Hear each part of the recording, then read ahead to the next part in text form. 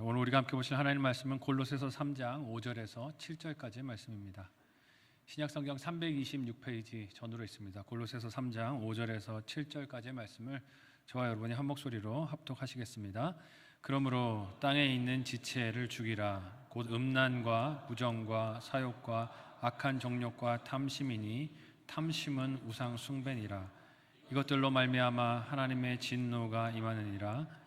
너희도 전에 그 가운데 살 때에는 그 가운데서 행하였으나. 아멘. 옆에 앉으신 분과 서로 인사 나누겠습니다. 사랑하고 축복합니다.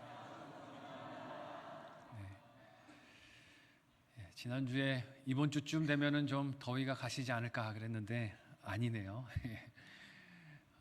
열대야가 무려 거의 30일 가까이 지속이 되면서 기상 관측 이래 유례를 찾을 수 없이 더운 날들이 계속되고 있다고 하는데, 그래도 오늘 잠깐 뉴스를 봤더니 처서가 지나가면 좀 꺾일 거라고 합니다. 이번 주간에, 돌아오는 주간에 목요일이면 처서가 오는데요. 옆 사람에게 한번 이렇게 인사하겠습니다. 조금만 참읍시다. 조금만 참으시고 말씀 들으시고 또 힘내시는 한 주가 되시기를 바랍니다. 함께 읽은 본문의 말씀을 가지고 떠나고 택하는 신앙이라는 제목으로 말씀 나누도록 하겠습니다. 지난주 골로새서 3장 4절까지의 말씀을 통해서 우리는 성도라는 사람이 세상이 쓰라고 부추기는 이야기가 아니라 그와는 다른 하나님 나라의 이야기를 쓰는 사람들이라는 것을 살폈습니다. 세상은 어떤 이야기를 쓰라고 사람들에게 부추깁니까? 많이 가지라고 부추겨요. 남들보다 더 많이 돈을 가지고 더 많이 떵떵거리고 높은 곳에 올라가서 다른 사람들을 부리는 권세를 자랑하며 살라고 부추깁니다. 하지만 예수님으로 자신을 보는 성도들은 그 십자가로 내 이야기를 삼아 살아가는 사람들입니다. 그 십자가가 어떤 이야기입니까? 나눠주는 이야기예요. 낮은 곳으로 내려가는 이야기입니다. 섬기는 삶을 통해 그리스도를 자랑하는 이야기가 십자가의 이야기입니다. 세상은 소비하고 죽이는 이야기를 쓰라고 하지만 예수님께서는 생명과 살리는 생산의 이야기를 쓰라고 우리를 초청해 주셨어요. 이는 예수님으로 인해서 우리 자신을 이해하는 이야기가 달라졌다는 것을 뜻하고 우리가 써내려가는 삶의 이야기도 달라졌다는 것을 뜻합니다.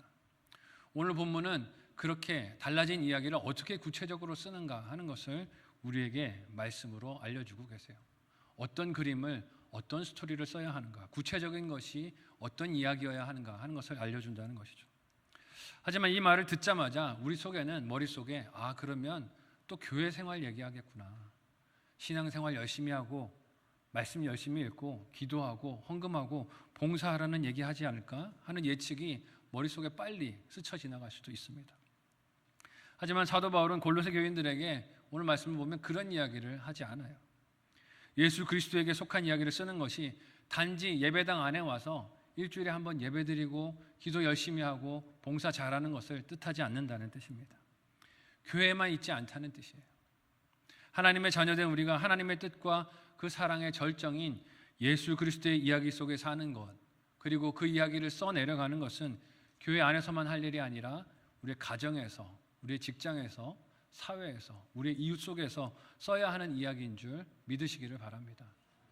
우리가 써야 할 이야기의 장소는 그런 가정이고 사회이고 일터라는 것이에요. 지난 8.15 가족 기도회 오후 시간에 우리 민광명 전도사님께서 설교와 더불어서 약간의 세계관 교육을 해주셨는데 너무 은혜가 됐어요.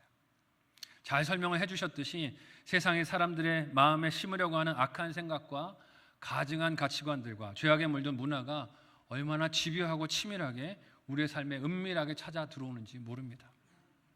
온갖 문화를 활용해요. 스포츠 이벤트들도 활용합니다.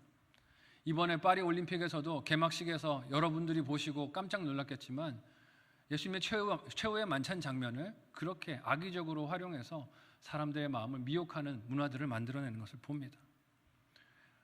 수단과 방법을 가리지 않아요. 세상의 법률을 이용하기도 하고 제도 속에 스며 있기도 하고 아이들을 가르치는 교육 속에 교묘히 숨어 들어오기도 합니다.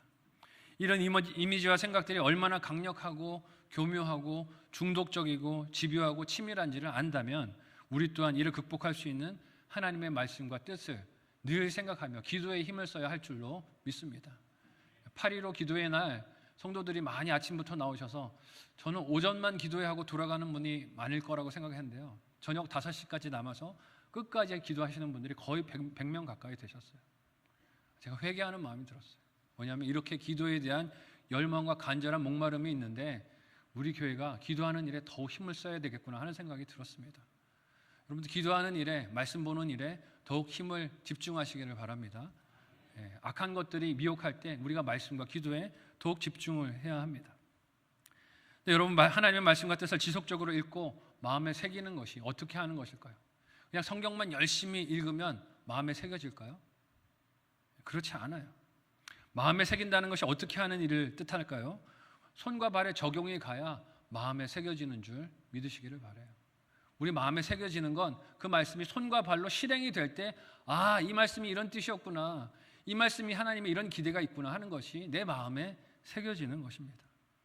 말씀을 새겨서 마음에 두기 위해서는 읽은 말씀을 교회만이 아니라 온 삶에서, 가정에서, 자녀와의 관계 속에서, 부부와의 관계 속에서, 그리고 일터에서, 여러 가지 관계 속에서 구체적으로 실행할 때, 순종할 때 새겨진다는 것입니다.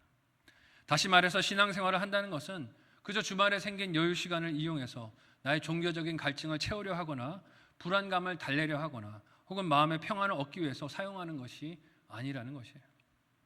신앙생활 한다는 것은 하루하루 자신의 생명을 지키는 전쟁을 감당한다는 뜻입니다.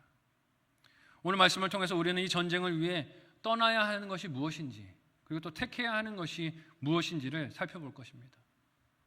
또한 이런 일상적이고 별것 아닌 것 같이 보일 수 있는 가벼운 일들이 결코 우리 신앙과 영적인 생명을 위해 가벼운 것이 아니라는 것을 분별할 수 있었으면 좋겠어요. 이를 지키기로 결단하고 삶의 변화가 일어나는 저와 여러분의 신앙 여정이 되시기를 예수님의 이름으로 소원하고 축복합니다. 첫 번째로요, 세상이 쓰려는 이야기에서 성도들은 떠나야만 합니다. 함께 오늘 본문 5절의 말씀을 한 목소리로 읽어보도록 하겠습니다.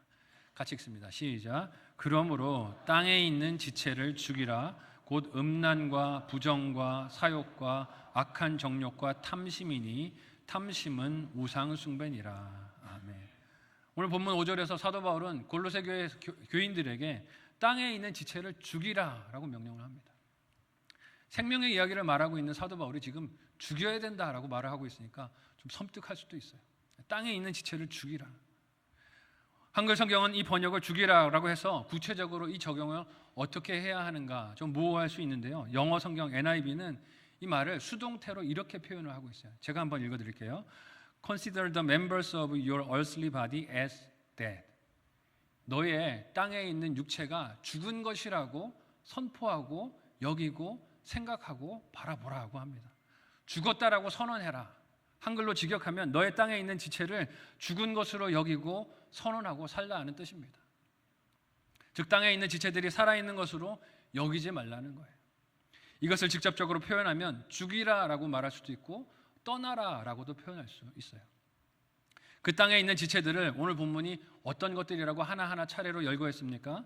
오늘 보니까 음란과 부정과 사욕과 악한 정욕과 탐심이라고 말하고 있어요. 여러분, 이 음란이라는 죄는 어떤 가치관에서 옵니까?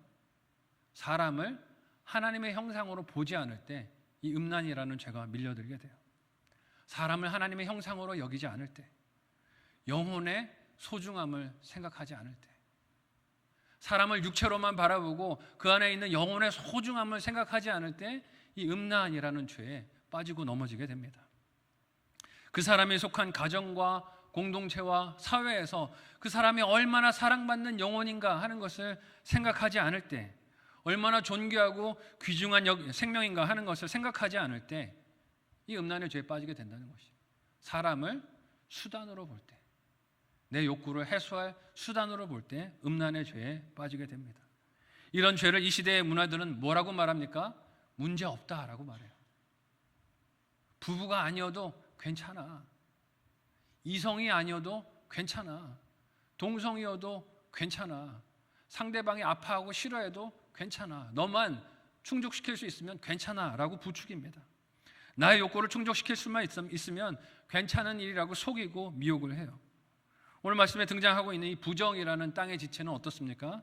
하나님이 이스라엘 백성들을 애굽에서 탈출시켜서 약속의 땅인 가나안 땅으로 인도해 가실 때 그냥 들여보내지 않으셨어요.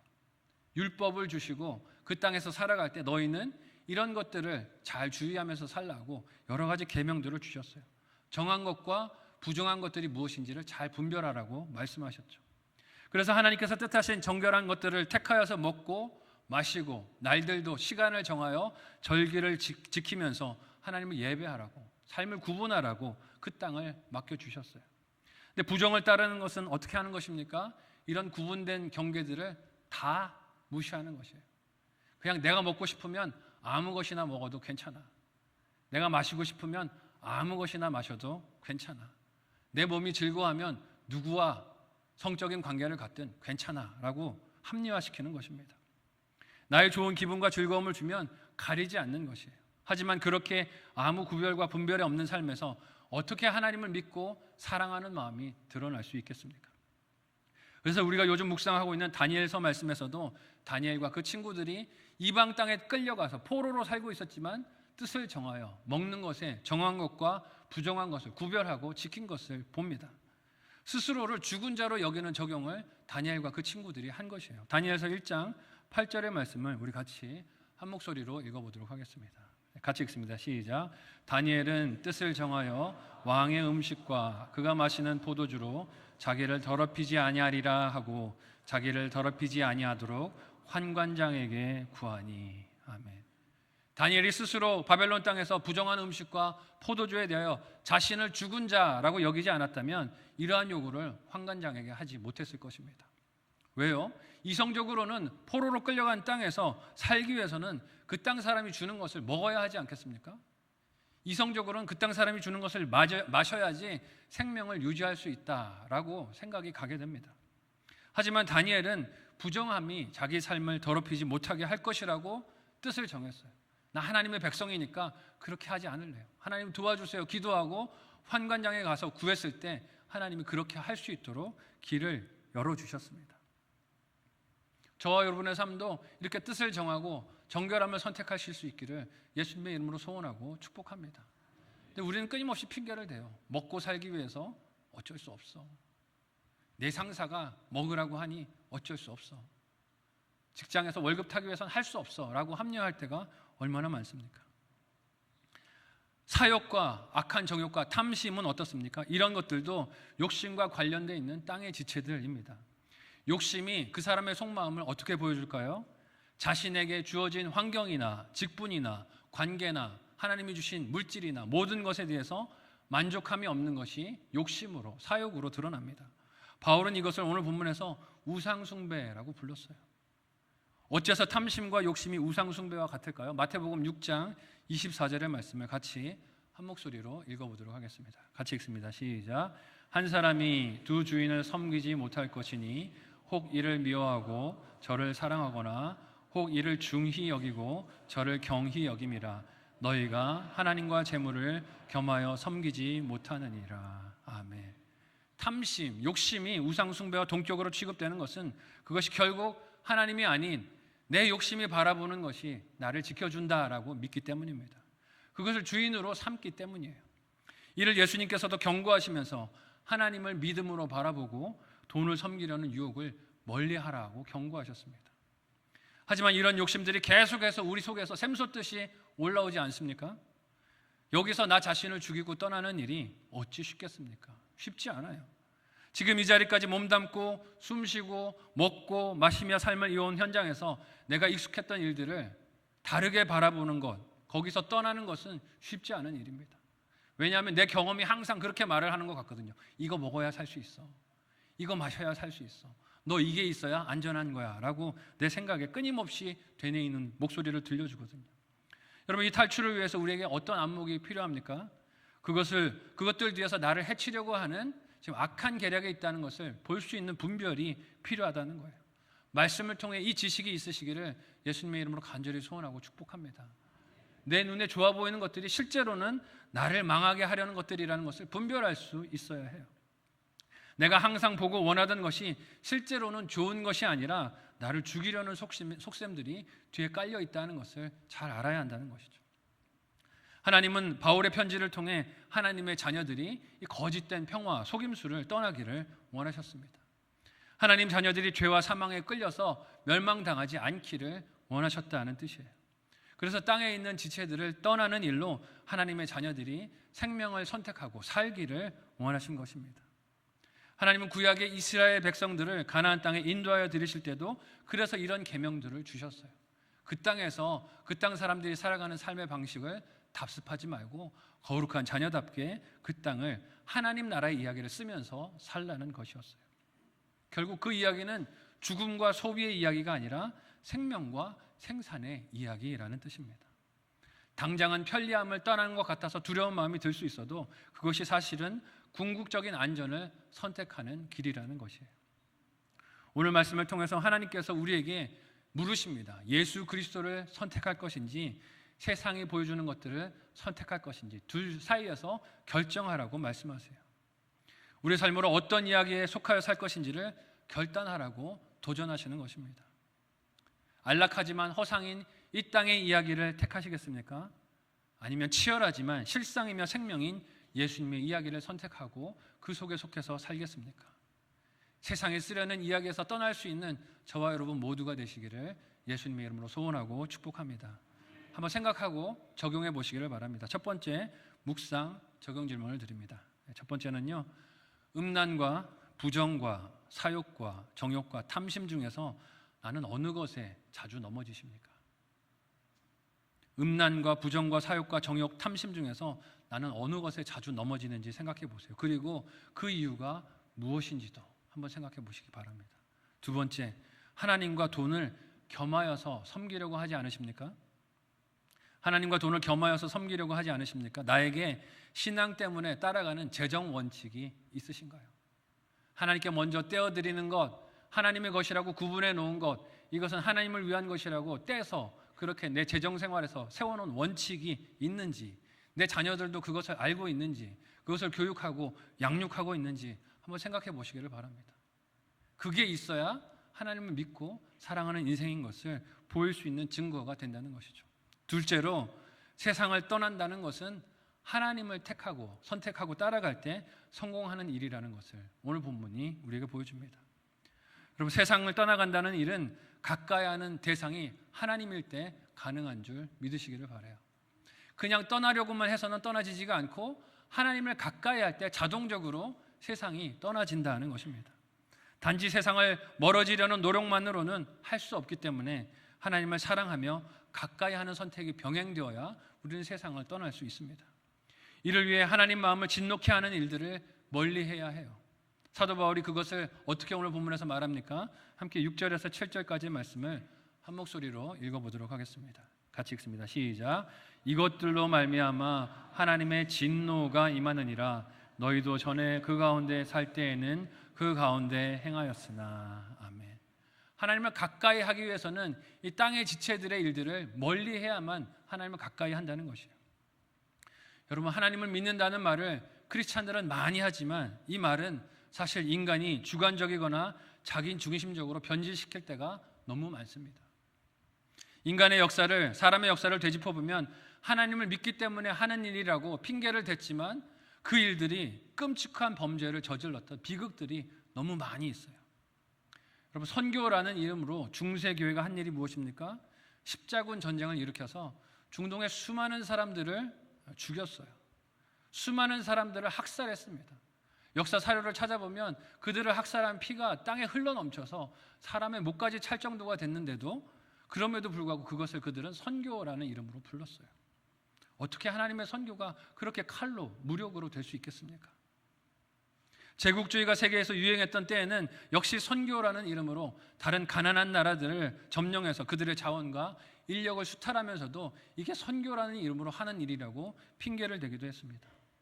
2차 세계대전 중에 있었던 유태인의 학살은 어떻습니까?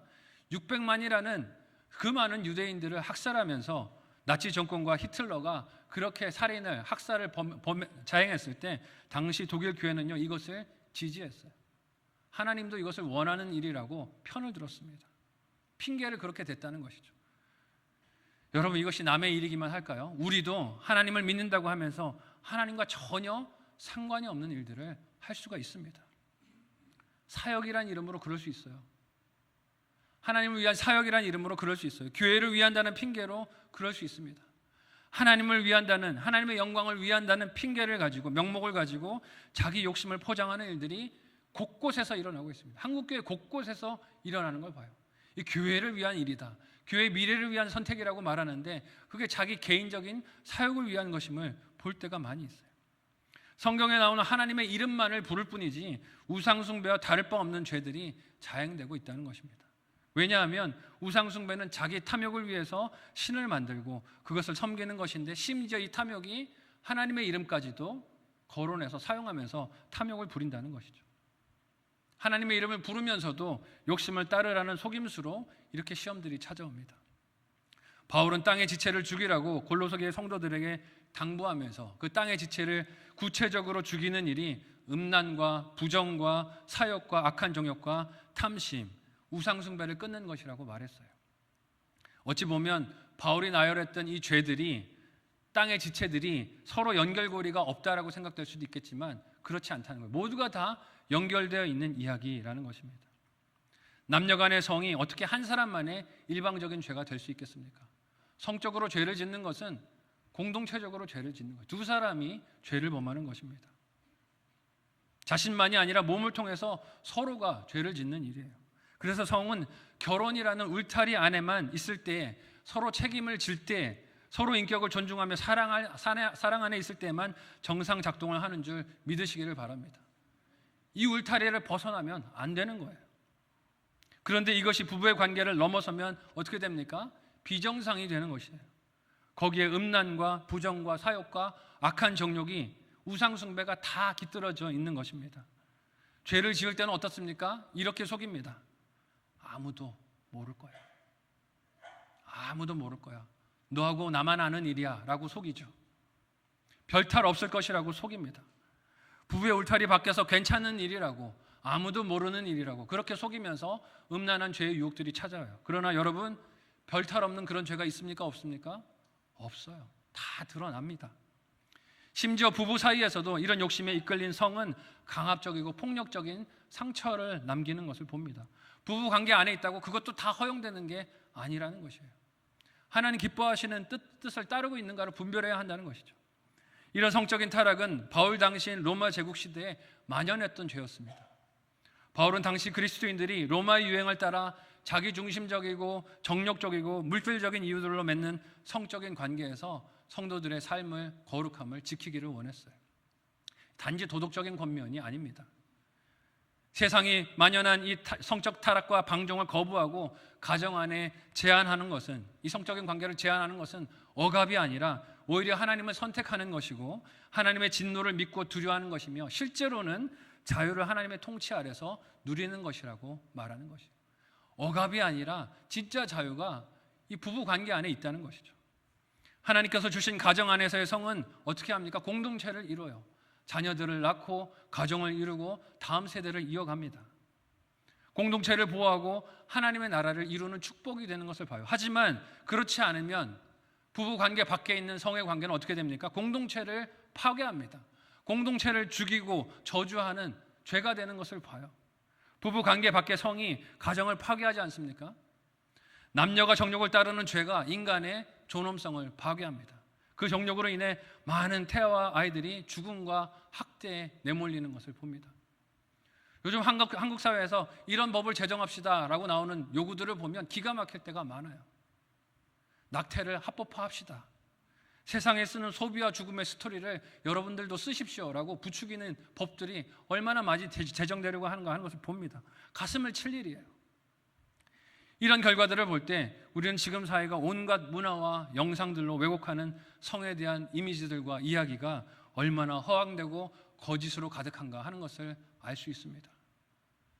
결국 이런 성적인 난잡함과 무절제가 우리에게 준 것이 무엇입니까? 행복이 아니에요. 로맨스가 아닙니다. 사랑이 아니에요. 혼란만 가져다 주는 것입니다.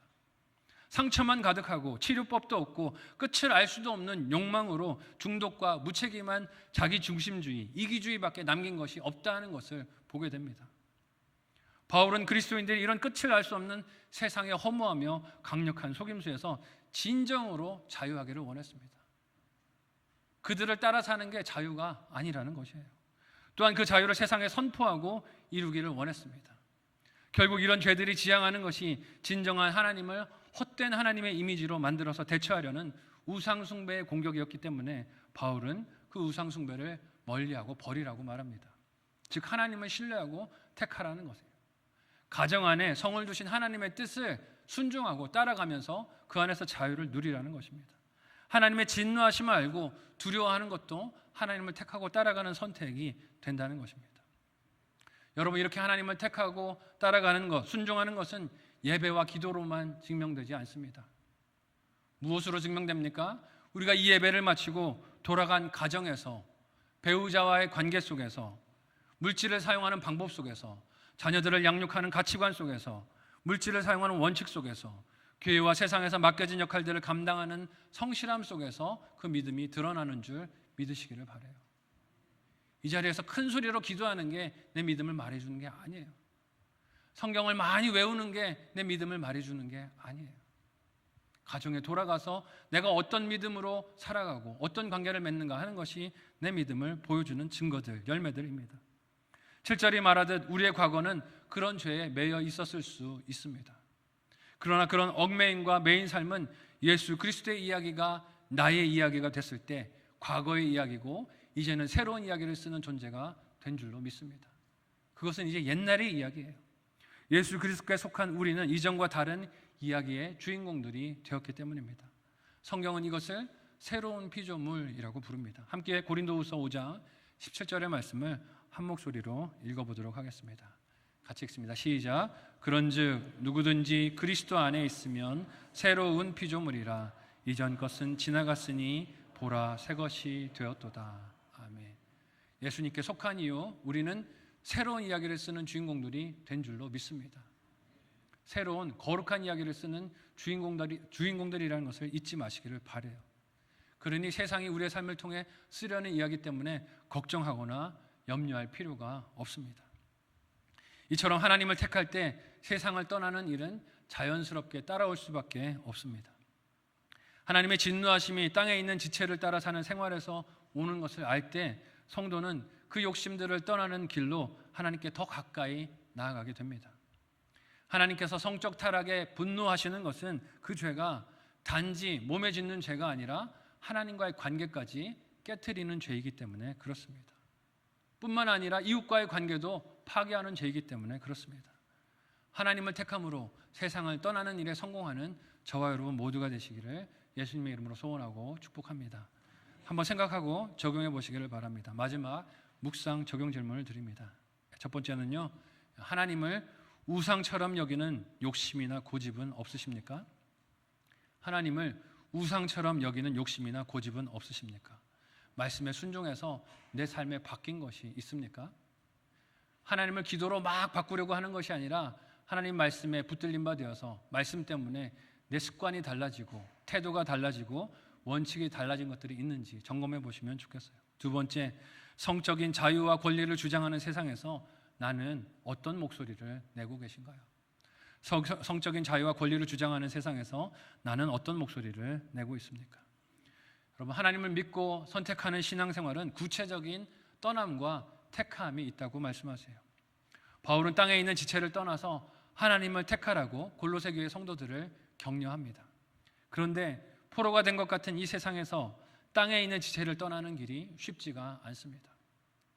넓고 쉬운 길을 버리고 좁고 험한 길을 택해야 하기 때문입니다. 당장 많은 것을 누릴 수 있는 길이 내 눈앞에 펼쳐지는데 이걸 뒤로 하고 포기하고 죽여야 하는 길을 가야 하기 때문입니다. 그래서 이를 포기하고 싶은 유혹이, 욕심이, 피로감이 밀려들기도 합니다. 그러나 탐심을 버리고 예수님을 따르는 이 여정 끝에는 반드시 승리가, 상급이 기다리는 줄 믿으시기를 바랍니다. 그냥 걸어가라고 하지 않으세요. 이 길을 걸어가면 하나님이 상급을, 승리를 약속하고 계십니다. 나는 오늘 어떤 길을 선택하여 걷고 계십니까? 세상이 내 눈앞에 보여주는 쉽고 넓고 즐겁고 온갖 쾌락을 주는 길을 걸어가는 것은 아닙니까?